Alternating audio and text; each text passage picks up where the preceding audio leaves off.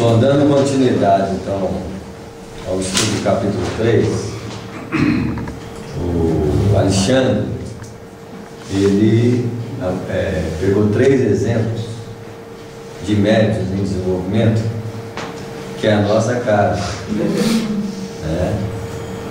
Com as nossas dificuldades. E olha que ele aqui estava tratando dos aspectos fisiológicos. Ele não levantou questões de ordem moral, mostrando as dificuldades que nós temos em desassociar o aspecto fisiológico da mediunidade. Quando nós queremos um aprimoramento espiritual na nossa vida, de alguma forma ele tem que abranger as áreas da nossa atuação física, porque a compreensão do fenômeno espiritual nos amplia a visão existencial. Desses 3 elementos, talvez, lógico que aí vai depender das necessidades de cada um. Cada um desses pontos pode se tornar, como é no caso específico de cada médium, um ponto de dificuldade na nossa vida. Nós temos dificuldades na alimentação, temos dificuldades no sexo, e alguns ainda têm dificuldades no processo dado do viver, que são inerentes e quase naturais na vida comum do homem. Mas quando nós abraçamos uma proposta de desenvolvimento espiritual e nos tornamos conscientes e operários desse, alguma coisa de nós precisamos aprimorar. Vamos então continuar desse tópico aqui. Temos aqui ou melhor, perante estes quadros, pode você avaliar a extensão das necessidades educativas na esfera da crosta. Certamente nós vamos ter que passar por um processo de educação em todas essas áreas, porque nós não sabemos fazer uso do fruto do corpo e da vida.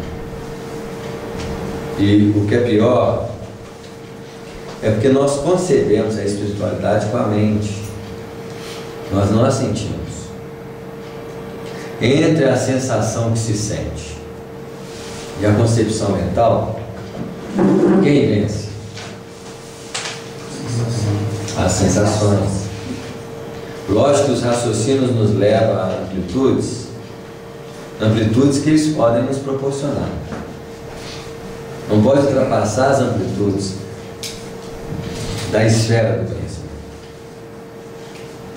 E como toda a esfera de conhecimento precisa da lembrança, a nossa mente não tem, como as sensações físicas, uma percepção contínua de estímulos dessa realidade. Para que nós vivêssemos uma realidade espiritual pura, nós tínhamos que senti-la.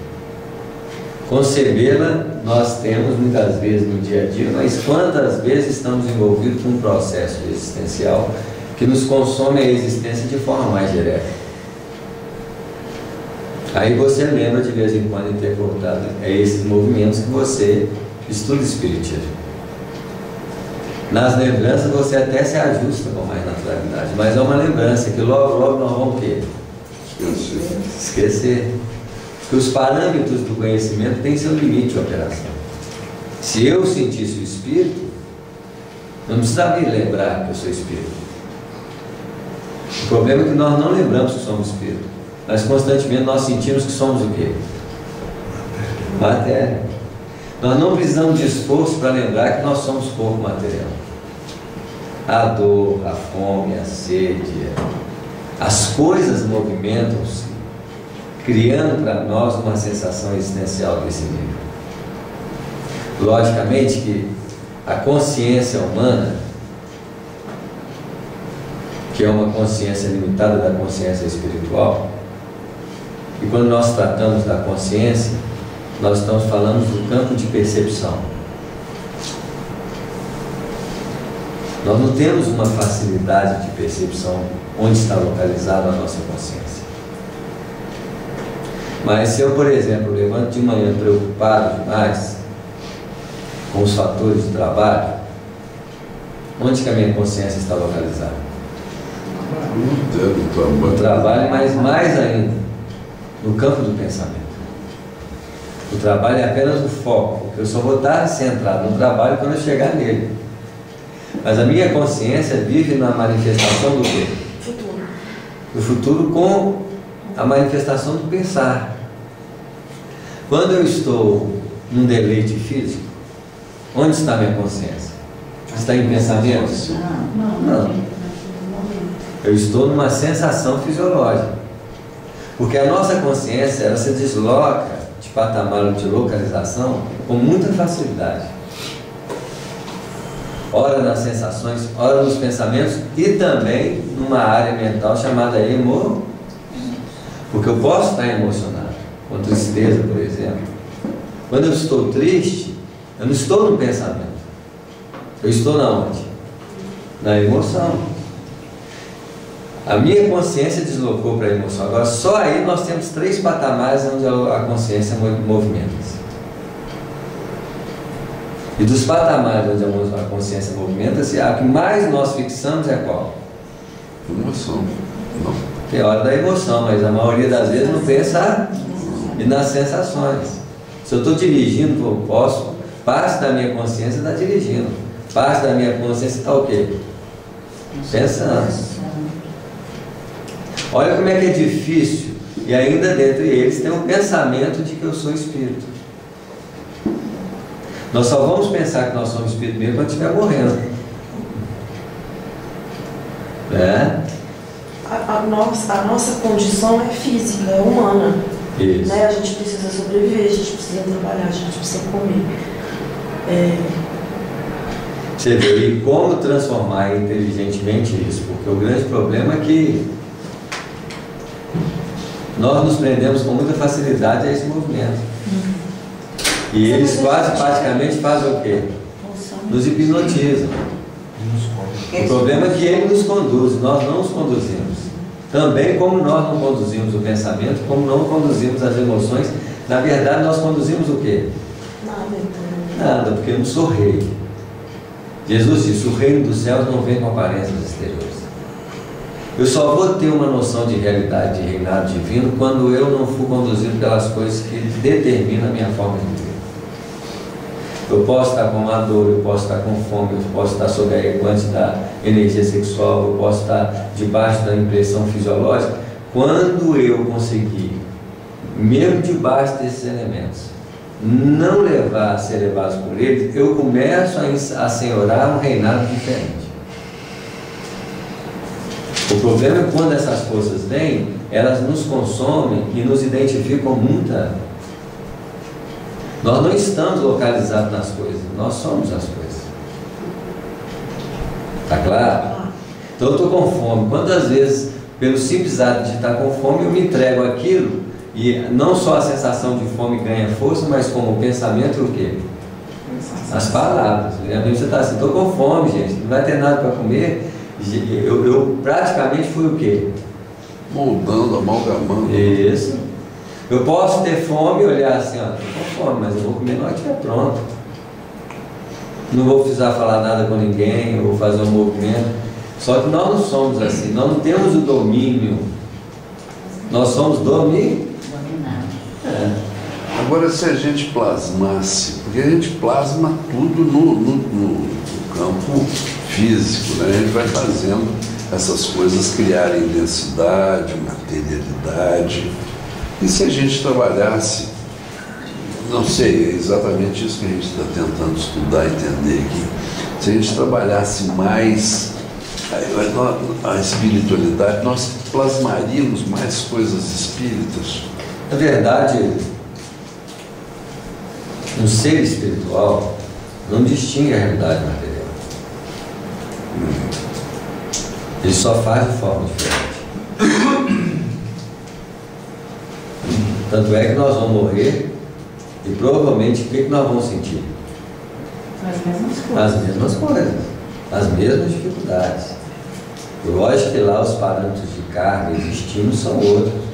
Você andar do lado do Clarence, do André Luiz, o estímulo de movimentação é outro. Mas mesmo assim as sensações ainda são muito fortes. O conceito é de localização de consciência, por quê? Porque quanto mais eu me vinculo a um estado desse, é como se fosse uma distração espiritual. Eu não tenho percepção dos fenômenos em mim. Os fenômenos vêm e me levam. E eu entro no jogo dos fenômenos como se fosse eu e os fenômenos. Eu não tenho uma sensação, por exemplo, de falar assim, estou sentindo uma sensação de raiva. Agora, eu falo o quê? Estou com raiva. Isso, eu sou raiva. Várias vezes. Porque eu já fui com a raiva. Se eu tivesse um pouquinho mais de sensibilidade, eu viria a raiva e falaria assim, a raiva está tentando coçar de mim. O problema é que quando uma raiva vem, eu não estou olhando para a raiva, em primeiro lugar. Eu estou olhando para onde? Para o objeto da raiva. O próprio deslocamento para o objeto da raiva faz com que eu não olhe para o lugar mais incisivo, mais importante. Porque no fenômeno da vida, nós estamos sempre deslocados para fora, não estamos olhando para dentro. O componente emocional está intimamente ligado e ele talvez aumente e amplifique esse poder do pensamento, quer dizer, ele transtorna tudo, né? A emoção transtorna tudo. Agora, né? se eu localizo, né? Imagina que eu estou olhando para ele, estou olhando para os pensamentos, eu estou além da mente, eu estou falando no nível de observação. Se eu saísse de mim para... Isso, e eu vi aquela movimentação toda, eu desliguei do movimento. Então essa localização é qual? Veja bem, ó, eu estou localizado, a localização fisiológica é no mundo material. Sim, mas eu estou me deslocando saindo de mim. Isso, a localização emocional e mental é de qual mundo? Espiritual. E quando eu observo a mente, eu estou em qual mundo? Espiritual. Quando eu Além observo dele. a mente... Eu estou numa dimensão que ultrapassa as próprias formas, porque eu estou vendo as formas movimentadas. Agora, eu preciso localizar lá. E para isso eu tenho que aprender a olhar para os movimentos fisiológicos, eu tenho que olhar para os movimentos mentais, eu tenho que olhar para os movimentos que eu produzo, porque na verdade nós estamos falando do núcleo de produção. Por quê? Onde está saindo essas produções? De uma fonte de vida. O próprio pensamento sai dessa fonte. Essa fonte de origem criadora é o que nós chamamos de espírito. O pensamento então sai do espírito. Sai do espírito. Tudo que está produzindo aqui é saindo do espírito, usando mecanismo de produção. Pelo menos a voz eu estou usando o quê? Uma organização que permite a voz sair. O pensamento também eu estou usando uma organização que permite o pensamento sair. Quando eu vejo, né, eu tenho que aprender a olhar para dentro, porque nós estamos sempre olhando para fora. Como vou ver o espírito fora de um olhar interior? De um olhar o quê? Interior. Não tem como você enxergar o espírito sem você olhar para dentro, porque o único lugar que você enxerga o invisível é dentro de você. Ô Samuel, mas e numa depressão? Há uma identificação muito forte da pessoa com a emoção, que é a tristeza. A pessoa já desistiu de viver há muito tempo, pelas decepções que ela teve, pelas impressões que ela foi marcando em si. E isso faz com que ela produza substâncias no cérebro igualzinho. Então aí chega uma hora que o corpo também abraçou a ideia dela. E como ela tem uma menos predisposição de viver, ela vai acreditando nessa verdade, porque no fundo nós acreditamos em verdades. Verdades que os outros dizem, verdades que nós pensamos. Se nós observássemos bem, vivêssemos com essa sensação clara do momento do agora, nós não temos nada. Mas se uma emoção me invade, eu tenho a sensação que eu sou ela. Isso chama-se identificação. Eu não digo eu estou sentindo raiva. Apesar de falar que eu estou sentindo raiva, como se eu dissesse o quê? Eu sou raiva. Esse é o nosso problema. O ponto que vai nos libertar não é o pensamento. Eu posso pensar porque o raciocínio me leva a compreender o que é a imortalidade da alma, a transitoriedade da matéria. O raciocínio me faz muitas vezes, no dia a dia, não tomar decisões precipitadas que muitos tomam. Nisso nós temos que abençoar a doutrina espírita.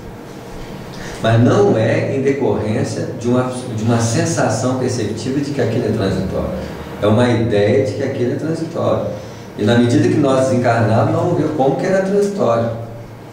Ou seja, recuperando aquela pergunta da emoção, se nós conseguirmos nos desvencilhar da emoção, nós estaríamos fatalmente nos afastando e permitindo uma percepção. É porque se você está olhando para ela, algo de você já separou dela. O problema é que eu não vejo ela. Quando eu observo minhas emoções, eu desloquei minha atenção para ela. Não é uma atenção fisiológica. É uma percepção de que algo está nascendo dentro de mim. E se eu estou olhando para as nascentes emocionais, eu estou olhando de uma fonte que não é material. Por quê? A raiva, ela não é, apesar de ser uma química produzida dentro de nós não estamos falando da química em si, nós estamos falando de um efeito emocional provocado por essa química, que é invisível. Você pode falar assim, uma pessoa está com raiva com base no quê? Na afeição, o que pode nos enganar, ou que pode muitas vezes, basicamente, acertar. Tá claro? Para que eu possa demonstrar uma coisa, tem que ter uma característica demonstrativa.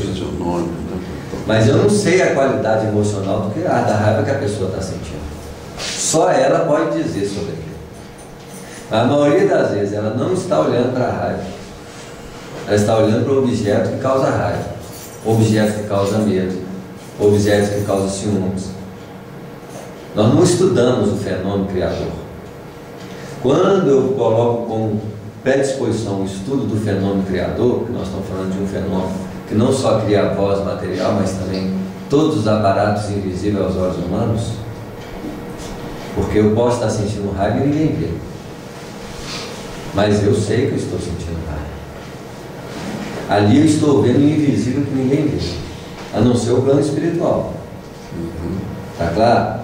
Mas se eu já estou olhando para a raiva, parte dela já não me leva, porque eu estou olhando. Isso é um princípio de quê? Autopercepção. De libertação. A autopercepção é o princípio de uma libertação, isso mesmo. Porque se eu estou em parte de mim olhando para ela, parte de mim não seguiu ela. Você já soube identificar. Né? Isso. E quanto mais eu identifico a nascente dela, se eu fico craque na observação dela, que eu posso pegar no surgimento dela, quando ela já saiu um percentual já de inconsciência. Eu posso pegar ela na hora que eu estou agindo, não, fiquei com raiva. Eu posso pegar ela quando ela está agindo sobre mim, assim, não, é a raiva. Quanto mais eu aproximar da fonte, mais dentro eu estou, naquilo que nós chamamos de intimidade interior. Porque até agora ninguém sabe o que é interior. Nós sabemos o que é interior pela palavra interior, e não pela realidade interior. Quando eu olho para o interior e vejo a natureza do que é invisível aos outros, e realmente observo o pensamento sair, a emoção sair, eu estou no interior. Aí a realidade interior já não é teoria. Ali é um princípio de libertação da mente. E se o olho está olhando, ele está no espaço anterior à mente, que eu estou vendo a mente. Que espaço é esse? Um espaço além da mente. É de realidade espiritual? Deve ser da realidade do plano espiritual, mas que é uma realidade espiritual que é além da mente. Então talvez ali, se eu conseguisse permanecer ali, porque quando alguém fala que você está feio, para onde que nós vamos? Qual a localização da consciência nesse momento? É como se você fizesse assim, a consciência estava ampla, reduziu a consciência a uma sensação, a uma imaginação, o que ele está vendo? Não é assim? E você fica preso naquilo conforme. Você vai para o olho do outro para ver como é que o outro está te vendo. Isso aí. O outro pode estar até certo, mas isso aí, mas ele está vendo. Não é, ele não está vendo você toda. Ele falou uma faceta de uma realidade além, mas eu acreditei tanto nele que eu perdi aquele outro. Porque nesse momento aqui, quem está preocupado com o corpo? O outro. Nesse momento aqui. Nesse momento. Eu estou preocupado, porque o cara fala que eu estou, eu acho que... Não, estou falando nesse momento aqui agora. Então, minha consciência não é corporal. Eu poderia chamar minha consciência de quê? Espiritual. Isso aí, uma consciência que não está ligada à emoção, talvez a um jogo mental de conhecimento, uma nuance desse aspecto. Tá claro? Mas é uma consciência que eu não vejo que eu sou. Eu quero dizer que eu tenho que desenvolver uma consciência de mim nessa amplitude, porque, e quando alguém falar assim, você é feio, se eu permanecer nessa consciência, o que vai ser afetado? Nada. Isso. Só que isso não pode ser teoria. Eu tenho que ver até o movimento da afetação, eu voltar para lá, como se eu consigo enxergar nuances do que eu sou que o outro não consegue. Mas se eu permaneço nessa localização mais vezes, porque primeiro eu entrar em contato com essa consciência, segundo eu permanecer nela mais tempo possível. Um oásis, né? O negócio é que a gente não olha para a gente, então muitas vezes quem define o que a gente é o outro, porque como a gente não tem o hábito de fazer isso, esse movimento de descobrir, nos descobrir mesmo, a gente acaba querendo se ver e a gente quer se ver através do outro, porque aí o que o outro acha da gente passa a ser importante porque a gente não tem essa percepção do que é a gente. Aí o outro fala, você fala, então, se dá mais se for bom, né? Se for bom, você fala, sou isso mesmo. Aí se ele fala uma coisa que não é boa, você fala, aí você pensa, nossa, você fica incomodada, mas você pensa, quer dizer, é o outro que está definindo pra gente. Porque é o outro e as circunstâncias materiais que definem quem nós somos. É impressionante, você tem uma sensação de você como a que nós estamos agora, indefinível. Mas se você passar na frente do espelho, o que acontece? Você está trabalhadinho. O espelho está dizendo quem você é. Você naquele momento esquece completamente esse estado. De agora. Isso quer dizer que nós não percebemos isso no movimento diário. Porque a movimentação da consciência é muito rápida e muito deslocada. Porque a cada estímulo existencial, eu estou num lugar. Eu não consigo acompanhar detalhadamente a localização do meu ser. Eu deveria ter uma sensibilidade observadora desse estado. Porque nesse momento aqui, ninguém é alguma coisa. Porque como não tem definição de quem nós somos, é indefinível. Talvez essa sensação existencial é a mais próxima que nós podemos chamar de espírito. Porque não tem definição própria. Pouquíssimas vezes nós estamos com a consciência de que nós não somos nada. Porque no fundo nós queremos ser alguma coisa. Alguém começa a falar do outro, você quer também ser chamado, aí você quer também ser destaque. Aí o que é isso? Isso, aí nós chamamos de vaidade, que é uma necessidade de ser percebido pelo outro, nem que seja em nível de fala.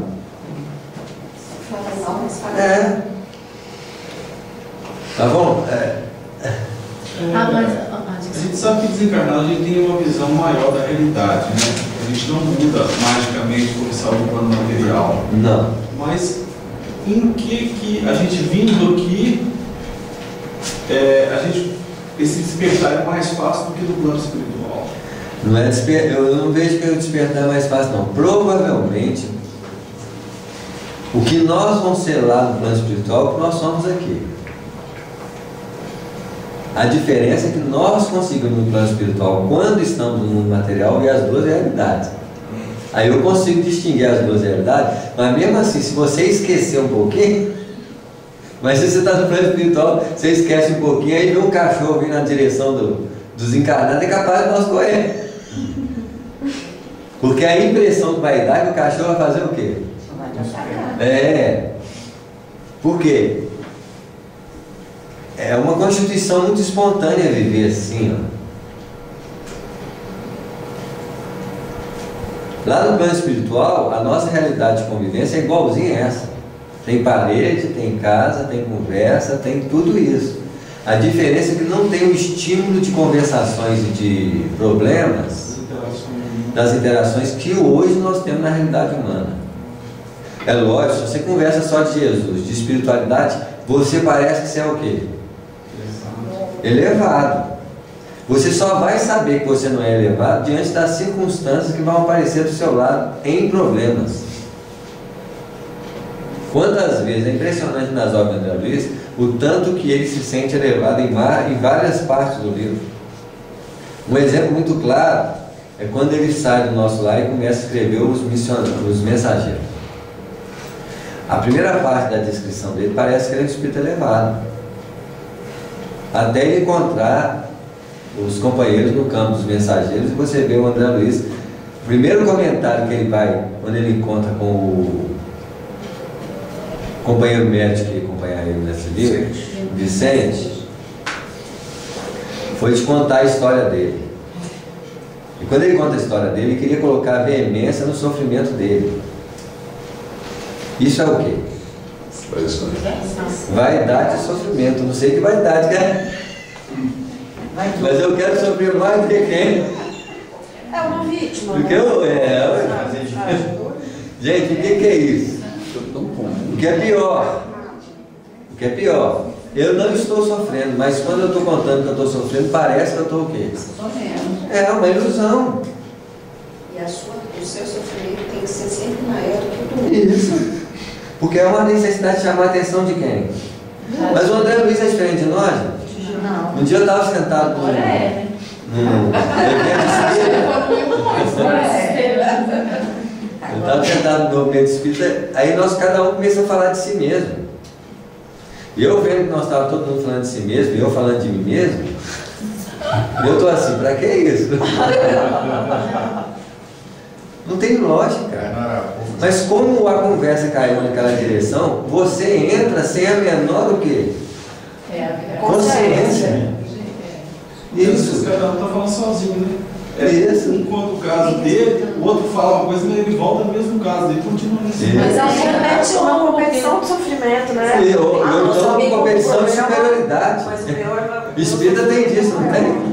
Ainda está melhor do que falar do outro mal. Você vê, ainda está melhor, mas ainda são facetas do quê?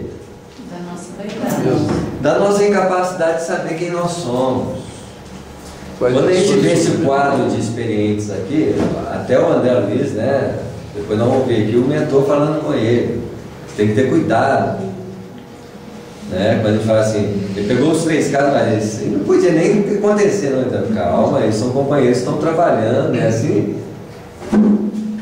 Mas vamos andar um pouquinho aqui. A mente encarnada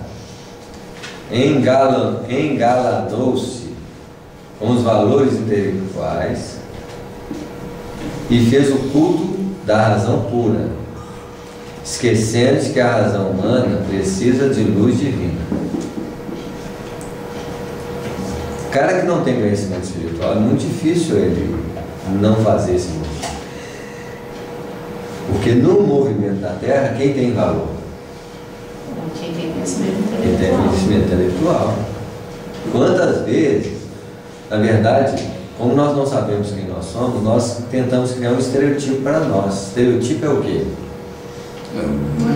Uma característica o quê? Uma externa. Isso, uma persona que seja chamada a atenção, mesmo que seja pior, mas eu chamar a atenção pior, tá bom. Assim, o que eu não quero ser é ninguém. Ou eu sou PhD, eu sou, né, assim, sei lá, já quer? Eu de óculos, que óculos, quem usa óculos é o nerd. Então são as características. O espírito tem que ter qual característica? bom, caridoso. Mas ele não pode estar aí por aí falando que Solto, né? Senão ele fica vaidoso, aí ele cala um pouquinho. Ele tem que dar exemplo. Por quê? Por que isso tudo acontece? Porque nós não sabemos quem nós somos, gente. Não precisa de uma A nossa necessidade de saber quem nós somos é muito grande. Isso que a gente precisa do outro para falar da gente. E isso já é um caminho. Nós somos um adjetivo, nós não somos. Por isso que as expressões do Evangelho, quando fala que o verbo se fez carne, é a expressão do verbo, que é pura ação. É um padrão de vida que não se preocupa com os adjetivos, com os pronomes, a dimensão dos Cristos é verbo, quer fazer. Pouquíssimos de nós estamos na linha do puro fazer. Nós fazemos para o quê? Projetar, mesmo no movimento espírita. É muito difícil separar isso de nós, porque ainda nós nos valorizamos muito naquilo que fazemos, né? O homem comum percebe muito menos. Pouco. Hã? Muito pouco, sente muito menos. Sente muito menos. Então tem mais, então. Piorou, né? Pior ainda? Samuel, Hã? deve ter, voltando naquela figura que você falou aquela vez sobre Jesus, quando ele estava talvez na cruz, ele olhava lá e via os espíritos encarnados, via a espiritualidade até no nível dele, talvez um pouco acima também dele. A gente pensa no seguinte, nesse sentido de se encontrar, por mais que, se eu conseguisse cavar o profundo de chegar na minha essência, eu teria que ver alguns parâmetros que não estão fora de mim, que já estão na divindade, para poder me sintonizar, porque no fundo eu estou um vindo de Deus, eu estou querendo chegar, como se eu tivesse mergulhado na matéria. Quando eu chego até algum ponto mais fundo, que seria a matéria, aí eu vou querer voltar para Deus, e nesse sentido eu vou me desapegando da matéria. Então, nesse sentido que eu estou descobrindo a divindade, nessa essência aí, que seria os parâmetros, qual seria o objetivo da minha existência como espírito que Deus colocou para mim, alguma coisa assim. Aí eu vou sintonizando nesse sentido, né? Mas, olhando assim, dá a impressão que a gente está tão longe dessa realidade. É porque nós somos... desesperador. No livro Consolador de Emmanuel, ele diz que um dos parâmetros limitadores do ser é os sentidos. Agora, quando eu falo dos sentidos, eu posso estritamente estar preso aos sentidos. Mas quantas condições aqui narradas, por exemplo, nós conversamos aqui, emocional, mental, existem que eu não percebo isso como uma realidade. Eu vejo como um todo, quando eu estou submetido à realidade material. Eu acho que eu sou pensamento, eu acho que eu sou emoção, então eu estou misturado nisso tudo. Quando eu falo que eu olho as emoções, eu já não estou misturado com elas. Ali já tem um olho que vê emoção, já tem uma percepção extra, provavelmente percepções essas ligadas ao fenômeno mediúnico. É assim que uma hora, se eu me localizo nessa realidade e desenvolvo essa percepção, uma hora eu só não vou ver a realidade que está envolvida dentro de mim. Isso também desdobrará o quê? Nas mesmas faixas existentes fora de mim, proporcionando talvez abertura de percepções extrasensoriais, da qual uma circunstância desdobradora. É assim? Então provavelmente você vai poder ver coisas que até então você não vê.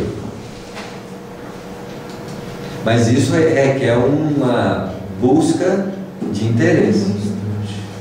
Uma construção tijolinho. Porque se eu não tiver interesse de investigar essa natureza, como é que ela vai desdobrar? Tudo é desdobrado. Quando eu começo a observar a natureza da mente, isso amplia uma percepção. Mas eu preciso fazer esse movimento. Muitos de nós estão esperando os espíritos descer para ensinar a fazer isso. Nós estamos sempre esperando alguma coisa acontecer e que venha Clarear. a destruir, a romper, sendo que o principal fator de mudança não vai ser outro. Dentro de nós. Somos nós. Se quisermos ver o princípio das mudanças, porque os Espíritos trabalham de que forma? Se você merece, eles te dão. Isso não quer dizer privilégio, porque apesar de nós conquistarmos coisas nos parâmetros de realidade espiritual, eu não fujo da realidade do quê? Material e sofro as consequências dela. De vez em quando tem uma pedra nos rins, uma dor de cabeça, para lembrar que nós estamos vinculados ao quê? Tá claro? Até porque nós não sabemos usar a matéria. Nós não seguimos os parâmetros do equilíbrio. Você está comendo uma pizza ali, o prazer ganha de você de falar, o bom senso fala assim, para agora. E se o bom senso fala, porque de mim não fala não. Se falar, você aumenta, você acelera a comida para enganar a percepção. Não? Isso aí, mas devia ter um alerta nesse sentido. Quando o alerta vem, nem nós os alertas de desequilíbrio vem depois. Com o quê? Com o mal-estar. Mas a gente não lembra do mal-estar, porque pelo menos nós tínhamos que lembrar do mal-estar para dizer, eu tenho que comer mesmo. Eu fiquei impressionada com aquela dona com o estômago cheio. Ela falou de nós, aquela dona é a nossa casa. Toda hora que eu sento na mesa, eu Eu saí daqui pensando assim, a espiritualidade está sem jeito, né? Porque o pessoal vai para a reunião daquele jeito, né? E quantas vezes a gente chega aqui agitado? Eu acho que nesse sentido, nós temos... Nesse sentido, nós temos que, não é chegar nos extremos, mas ter um equilíbrio na alimentação. Nós não temos um equilíbrio em nada, na verdade. A alimentação, para mim, talvez seja do sexo, da bebida e dos outros fenômenos. A alimentação, para mim, é mais difícil que o ser humano tem para lidar com ela. A não ser que a pessoa tenha um estímulo muito forte em relação a ela, que é a beleza. Tem hora que uma pessoa consegue, pela necessidade de beleza física, ultrapassar os desejos da alimentação. Mas é na alimentação o processo de maior dificuldade que o ser humano tem. Por quê? A assimilação é o princípio nascente do universo. Para me expandir espiritualmente, eu preciso alimentar. Isso tem tanto obeso? Isso. Tem tanto obeso porque nós vamos perdendo o movimento para ter mais o quê? Bem-estar. Hoje, você assiste. Nem antigamente você tinha que levantar para você trocar o canal. Hoje você não faz isso. Não. Hoje é capaz de nós construir um carrinho dentro de casa para você movimentar. Que horror. Tem um desenho desses desenhos do pessoal fica. Não, eu falo mais moderno, que o pessoal ficou numa estação espacial e que todo mundo andava de carrinho. Ah, não é tão moderno não, esse desenho também tinha. É um que a Terra extinguiu. Chama o Wall. Esse cara atrofiado. É do meu tempo, não. Não. Você vê que a tendência é que, imagina, você deitar, ficar só deitado e sentado é uma beleza. Nossa. E fazer tudo assim. O que vai acontecer? Nós vamos mudar a estrutura fisiológica do nosso corpo. Comer já é muito bom, gente. Você sabe que o Brasil passa fome, passa porque tem pessoas que passam fome. Mas hoje não morre por causa de fome, não. A maioria está comendo de tanto o quê? De tanto comer.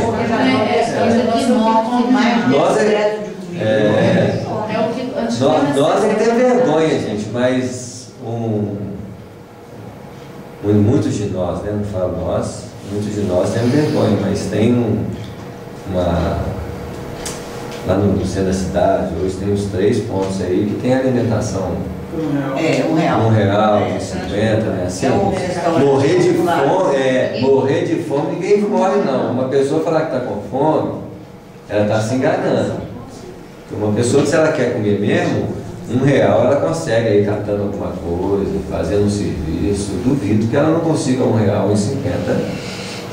Tá certo? É muito difícil hoje A pessoa Fica com admitir. fome. Isso. Então. Samuel, eu queria que você repetisse essa questão que você comentou sobre alimentação e eu não peguei direito em relação à alimentação e produção. Porque o espírito, para ele expandir, ele precisa alimentar. E para ele alimentar, ele precisa reter. Para reter, o que ele retém forma corpo. Então, não é o espírito, é a matéria, não? O espírito precisa do corpo para manifestar. Então, como que ele vai adquirir corpo? Assimilando. A assimilação dos princípios químicos da vida espiritual, material, é o princípio da alimentação. Se você olhar todos os parâmetros evolutivos, os seres estão sempre alimentando para formar o corpo. Então, um dos princípios fundamentais do universo é a alimentação. Nós chamamos de alimentação, outros chamam de assimilação, atração, né? Então tem vários nomes, o mesmo processo. Então hoje a gente fala assim, eu quero ter uma educação alimentar. Uma educação alimentar é um princípio de equilíbrio entre alimentar, movimentar e produzir. Porque nós sempre vamos alimentar. Em qualquer lugar do universo que você olhar, você está vendo um processo de assimilação. O Sol se recebe princípios magnéticos, princípios elétricos, sei lá, partículas de um núcleo qualquer, que o sustenta há muito tempo. O Sol nos sustenta. A base da nossa recomposição fisiológica não é só pela alimentação, mas é principalmente pelo bombardeio de quê? De elementos que nós somos subordinados a eles. Não só do Sol, mas também de uma vasta gama de elementos que vem do quê?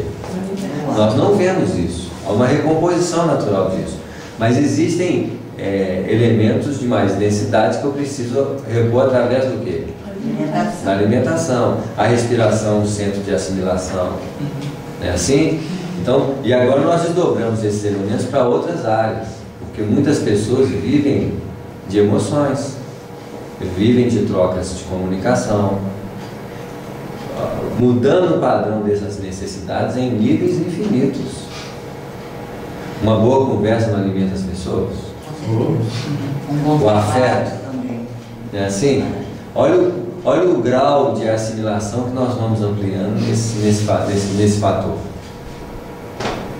A amplitude da vida, como é que ela vai desdobrando. Uma pessoa que pesa 150 quilos. Porque o espírito dela é gordo. Na verdade, eu acho que ela não pode raciocinar. Mas na verdade é porque existem tendências fisiológicas, então você tem que levar em consideração muitas coisas. O próprio espírito, as tendências fisiológicas. Existe uma herança baseada em aspectos que nós temos que, lógico, a educação familiar. Quantos de nós hoje temos a distorção alimentar que a mãe não sabe o tanto de comida que o menino precisa? O menino nasce, nós começamos, a mãe começa a dar alimentação do quê? O peito, o leite, extremamente líquido. É assim? Mas ele vai desenvolvendo o corpo e precisa de mais substância. É assim? Então ele vai colocando, mas você já viu o primeiro prato que a criança come? Talvez seja pequenininho. Pequenininho, com certeza. Aí tem hora que a mãe fala assim, esse menino está passando fome. Ele não quer mais, mas tá. Ela vai colocar mais, porque ela acha que está passando fome. Mas como é que ela vai extinguir essa fome? E outra coisa, o menino já começa a sentir prazer no quê? No paladar. Tá claro? Aí ele sente prazer no paladar e começa a ver a riqueza da alimentação que tem. Muitas vezes ele já não tem mais necessidade, ele já olha e fala assim. Aí começam as distorções. Olha, imagina que nós temos que chegar no parâmetro evolutivo que nós temos que voltar a esse equilíbrio. Eu não posso comer pelos olhos. Mas eu posso comer com os olhos. Isso aí, mas eu estou comendo com os olhos, mas eu não posso comer pelos olhos. Um dia vai chegar que eu vou olhar, eu estou satisfeito, eu vou olhar e não vou comer. Tá claro? A satisfação, né? A necessidade. Vou saber distinguir o equilíbrio da vida. Tem exemplos também de pessoas que descontam desequilíbrios emocionais também na alimentação, né? Então acho que isso é um caso. É tanto desprazer que o único prazer que ela tem fácil na vida é a alimentação. Ou melhor, nós somos assim. Aí fica um ciclo vicioso, né? Quanto mais triste, mais alimenta, e quanto mais se vê com aquele peso ali no espelho, mais fica triste, mais se Aí alimenta. busca de novo a E no compensação. outro extremo, a anorexia também. Tudo um parâmetro no fundo de que nós não sabemos quem nós somos. Nós nos identificamos muito fácil com as coisas, com a roupa. Tanto é que nós vestimos uma roupa, ela acomoda-se em nós com tanta naturalidade que nós passamos a ser ela. E tem gente que pode falar assim, sua roupa está feia, e você se sentiu o quê? Feia. Isso, a roupa que é feia, o que eu tenho com ela? Não é assim? Eu nem sabia distinguir o que é uma roupa bonita para a pessoa, porque a roupa pode ter uma beleza para alguém que não tem beleza para o outro. Não é assim? Então, a vida é tão distorcida de essência de ser que nós nos identificamos facilmente com as coisas que não somos. Corpo, forma, veste, poder, dinheiro. Quantas noções de desvio que nós temos para dizer quem somos e o que não somos? Porque ainda nós não conseguimos nos assentar num princípio de existência natural. E o princípio de existência natural que vai fazer um dia nós nos sentirmos bem é o espírito. Mas não é o espírito teórico que nós concebemos hoje, que graças a Deus temos uma visão.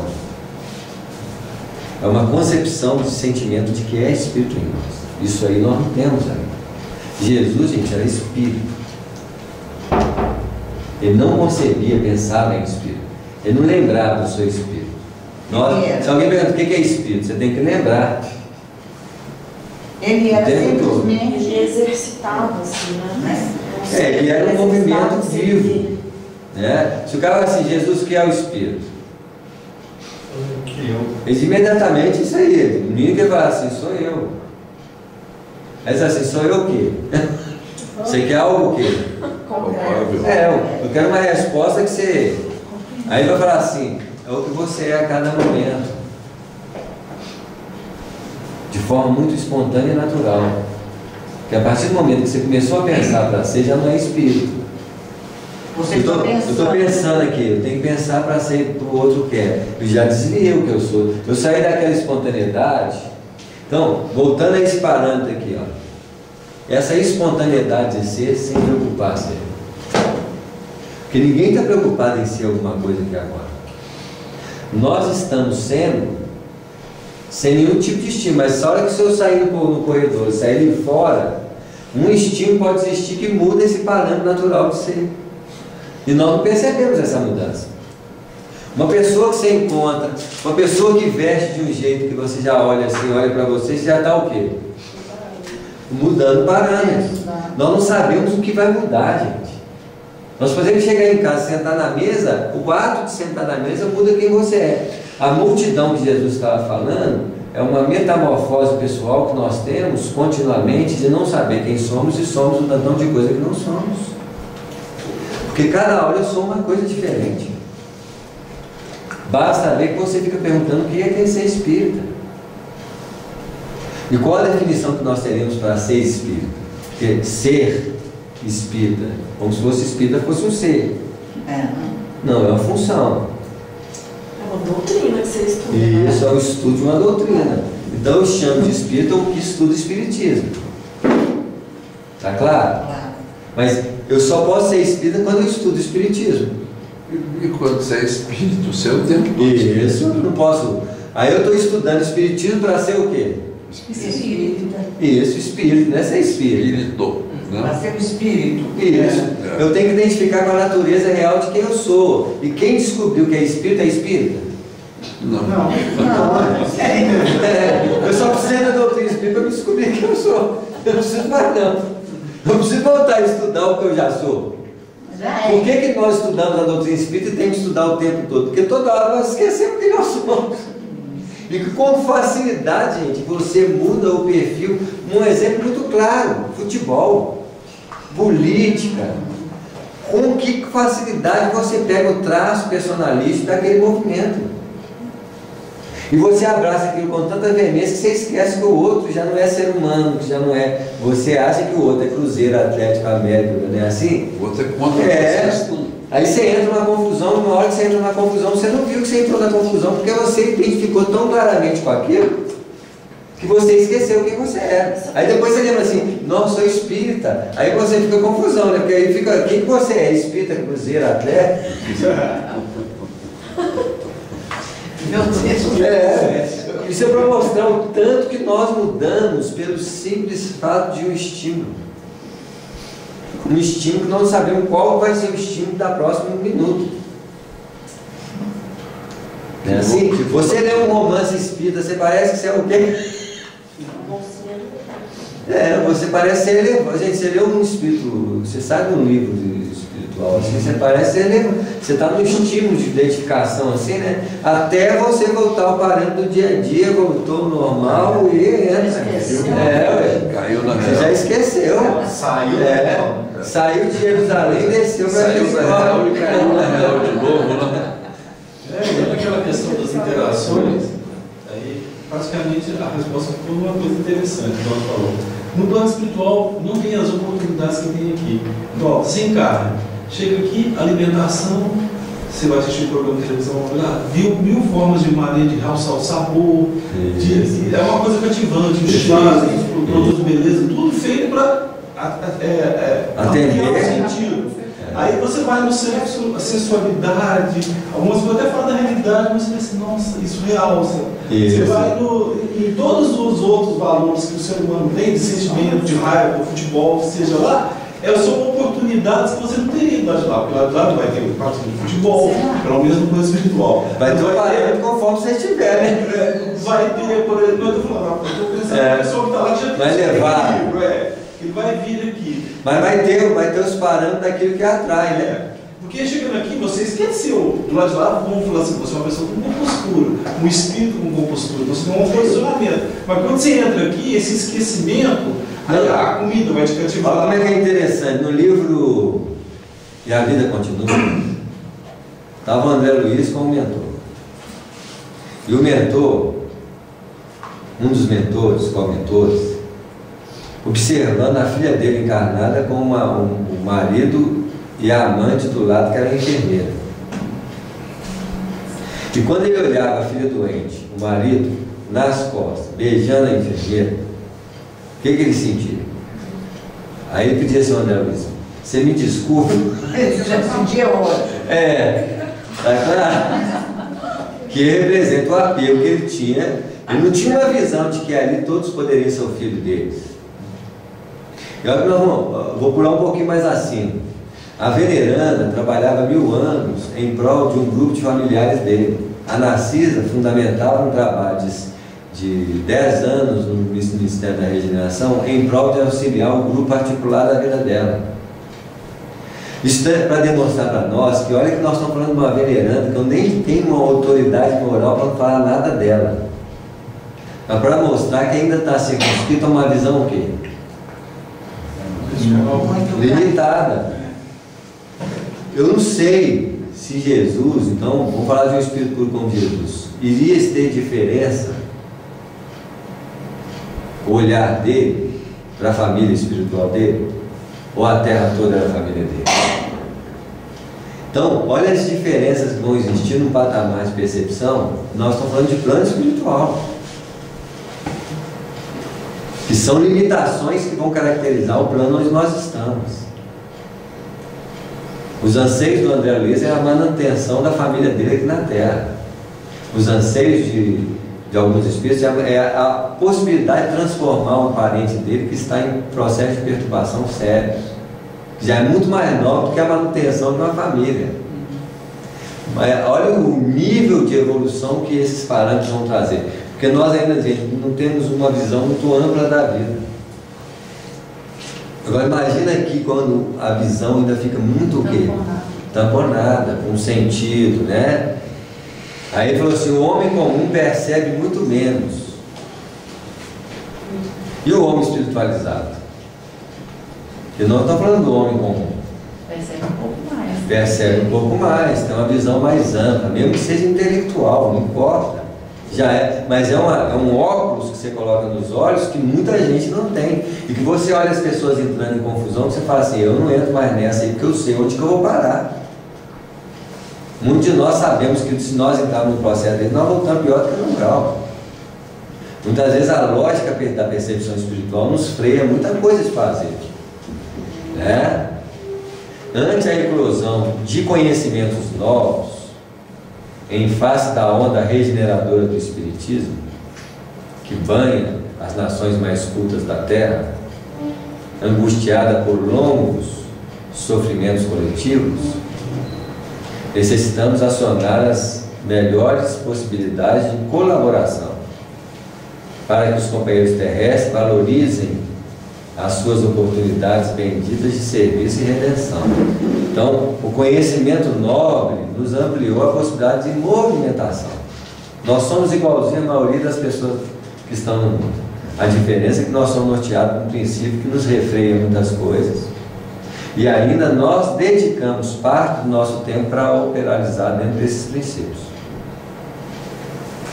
E isso não nos faz melhor do que ninguém. Só nos tira de muitos problemas e vai nos libertar de muitas coisas depois da morte, só depois que nós vamos avaliar o quanto que isso foi bom na nossa vida. Porque às vezes a gente vai entrando numa gelada e aí de repente fala, não, mas eu estou estudando Espiritismo. Isso. Então, deixa eu sair disso aqui, eu não vou entrar. Mesmo assim, tem hora que você entra na confusão e só vai ver depois sair dela. Depois que ela acaba, né? É. Você saiu dela. Não acaba. Isso mesmo.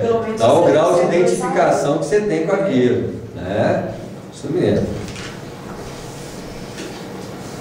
Compreendi que Alexandre se referia veladamente a grande movimento espiritista em virtude de nos encontrarmos nas tarefas de uma casa doutrinária. E não me enganava porque o bondoso mentor continuou a dizer gravemente: o espiritismo é uma visão aclarada de espiritualidade que poucas religiões têm. A maioria das religiões, apesar de nobres e elevadas, são baseadas em conceitos de rituais e, mesmo assim, ainda tem, muitos de nós ainda, se deixar, colocamos rituais na doutrina espírita. É assim? Você vai para o budismo, muitos deles têm rituais, porque ainda estão presos a uns aspectos, apesar de princípios profundos, ainda estão muito presos a um aspecto o quê? Externo de adoração. Né? O espiritismo cristão é a revivência do Evangelho de nosso Senhor Jesus Cristo. E a mediunidade constitui os fundamentos vivos. Então veja bem, nós chamávamos de milagres o fenômeno mediúnico em Jesus, porque eram fenômenos extraordinários. Está claro? Hoje nós começamos a entender que não são milagres. São ações de leis que ultrapassam a realidade material, mas que também são leis semi-materiais. E que hoje a ciência consegue perceber, por exemplo, usando magnetismo, usando quantas expressões de cura de Jesus usou foi o magnetismo, que nós não usamos ainda. Mas hoje nós já falamos em passe, em reiki, em tantão de utilização de concentração energética mental que se introduz na Terra e que traz benefícios. Não é assim? São princípios de leis que trabalham com uma matéria mais sutil que amanhã nós vamos operalizar. Só não temos mais ação sobre ela, primeiro, porque nós não estudamos muito bem isso, e segundo, que nós não temos intenções muito boas quando nós estudamos alguma coisa.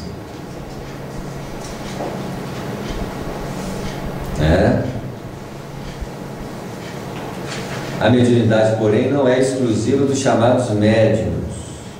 Todas as criaturas a possuem, porquanto significa percepção espiritual que deve ser incentivada em nós mesmos. Então, o que eu estou querendo dizer? Se eu não incentivar o meu desdobramento de percepções, e esse incentivo requer uma seriedade em relação ao funcionamento do meu próprio ser, porque quando eu estou falando de percepções extrasensoriais, eu estou falando de percepções mentais. Eu deveria estar mais atento à forma como eu penso, como eu sinto. Porque se o intercâmbio mediúnico é baseado nessas duas forças, a maioria das vezes, quando nós entramos no desenvolvimento mediúnico, nós não estamos preocupados em desenvolver uma amplitude de visão nesses aspectos. Eu estou preocupado em ter uma mediunidade e mostrar para os outros que eu sou médium. É sempre a vaidade ganhando. É sempre o uso de um objeto de valorização pessoal. Porque tudo nós fazemos, essa roupa, o sapato, o carro. Porque como não sei quem eu sou, eu gosto de valorizar quem eu sou através daquilo que eu uso. A doutrina espírita é diferente? Não. Nós vamos usar o poder, o trabalho, a valorização, médium, expositor, trabalhador, espírita. Olha o tanto de coisa que você distorce da realidade do ser para projetar seu ser. É assim? Em nenhum momento, por exemplo, Jesus estava preocupado em fazer fenômeno mediúnico. Ele sabia que se ele fizesse algum fenômeno mediúnico, as pessoas iam fazer o quê? Ia transformar num grande mágico. A maioria das pessoas que procuravam Jesus era para quê? Para fenômenos. Ele estava preocupado em curar-se. Ele estava preocupado em curar para fazer o mesmo processo de doença. A cura, para existir, ela tem que ter um propósito de transformação do processo que faz a doença. Eu não posso curar simplesmente sem perceber. Se eu tenho um problema qualquer na minha vida, no campo da doença, eu tenho que perguntar para mim mesmo por que eu estou repetindo tanto para ter essa doença. Mas eu quero uma cura para poder o quê? Continuar com a mesma o quê? Mistura. Se eu tenho problemas de visão, é porque eu tenho alguma coisa está dizendo que eu ainda não tenho um olhar o quê? Perfeito para a vida. Há uma distorção. E quando nós falamos de distorção, nós estamos falando do dia a dia. Gente. Se eu levanto mal-humorado, qual que é a forma de visão de vida? E abraço o mal-humor. Se eu estou sempre observando os detalhes negativos da fala dos outros, preocupado com o que os outros não... Que olhar que é esse?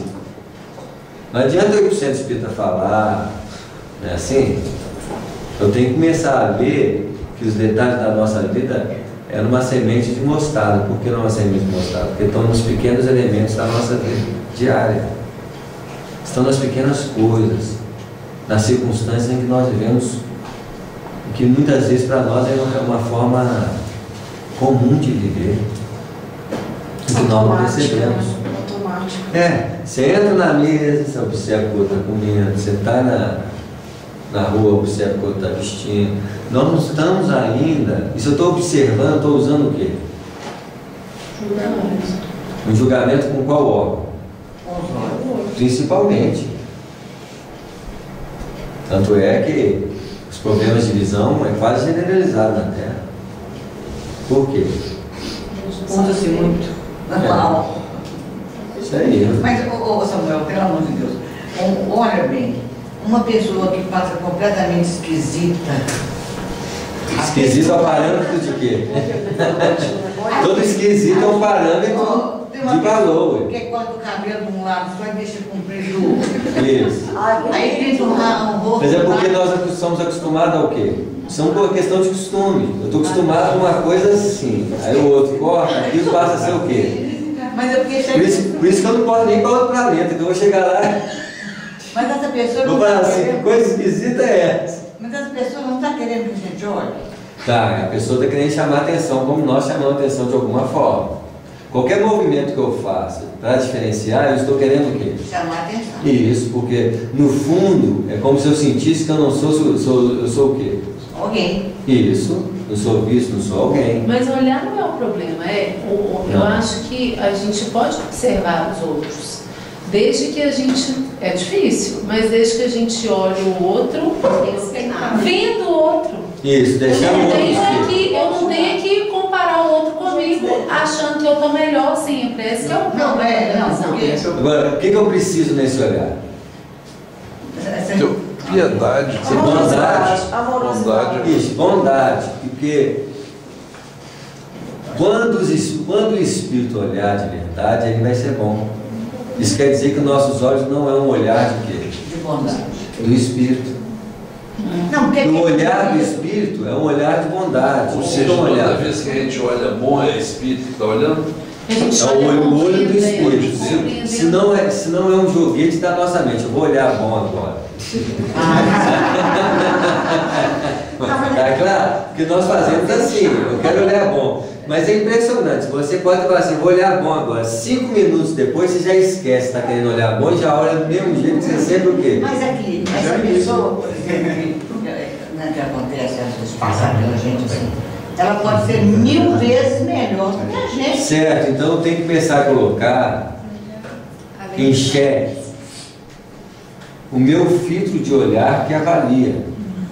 Porque o meu olhar não é bom, porque eu estou acostumado a olhar julgando. Isso. Tá claro? Então, se eu não colocar, eu olho uma pessoa com uma roupa, com o cabelo, com um negócio, e olho, impressiono, eu posso ser impressionado com uma visão. Tudo é pressionado. Gera uma impressão em mim. Eu tenho que olhar a forma como essa impressão vai criar os meus o quê? Pensamentos. Porque eu posso olhar e falar assim, que esquisito. Essa expressão que esquisito já é o quê? Julgamento. Um julgamento. Eu tenho que olhar esse esquisito, porque nesse momento o Espírito pode olhar para mim e falar assim, aqui também é esquisito. Você também é esquisito. Ao pensar tá claro? Lógico que o Espírito elevado não vai fazer isso. Mais um outro zumbi. Vai fazer. Agora, imagine quando eu olho o meu olhar que pensa isso é esquisito e na mesma hora eu olho e falo assim, não, é escolha do outro de querer ser quem ele quer ser. E que não existe parâmetro para crescer de uma outra forma. O que é certo, o que é errado. Quando você começa a romper com esse condicionamento de observações e julgamentos, você começa a iniciar um processo de bondade no olhar. Eu li um livro uma vez, ele dá uma dica de como é que a gente para de julgar as situações. A gente começa a observar o fato. Então, por exemplo, se você for alguém que está cabelo roxo, se você põe qualidade naquilo, adjetivo, você está julgando. Ele é doido, ele é esquisito. Depois você fala, não, o cabelo dele é roxo. Mesma coisa, a pessoa está nervosa. Normalmente você fala, a pessoa está nervosa. Ela está falando com um tom de voz alterado.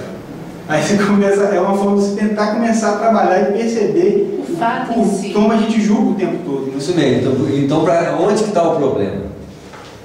No ser humano. Na fonte que nasce de mim.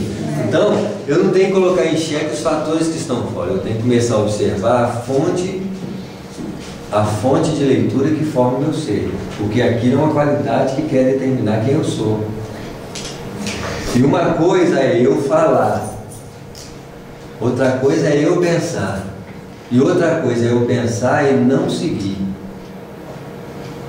Porque eu posso pensar um absurdo e deixar passar. O que aquele absurdo queria? Queria que eu fosse com ele e alimentasse ele. Isso. Vamos parar aqui. Né? Você vê uma percepção que vira, né? Olha só. Tá claro?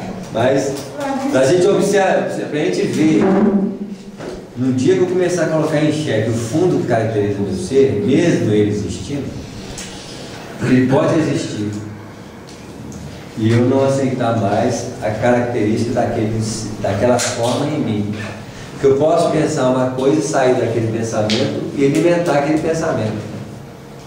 Tá claro? Outra coisa, eu pensar e ver o absurdo que eu estou pensando e deixar ele embora. Sem julgar. Isso, sem julgar. Posso até julgar, aí eu deixo o julgamento embora também. Aí eu começo a aprender que eu posso abrir mão da semente espiritual que plantaria a lei de causa e efeito. Porque eu já não estou falando da lei de causa e efeito. Porque uma coisa é a lei de causa e efeito na plenitude da sua manifestação. Outra coisa é eu pegar a semente de causa e efeito nas intenções e nos desejos e nos anseios mentais que formam o seu fundo. Quando eu começo a ter noção desses princípios, eu começo a ir na matriz de criação do Espírito. E é na matriz de criação do Espírito que eu vou mudar meu modo de ser.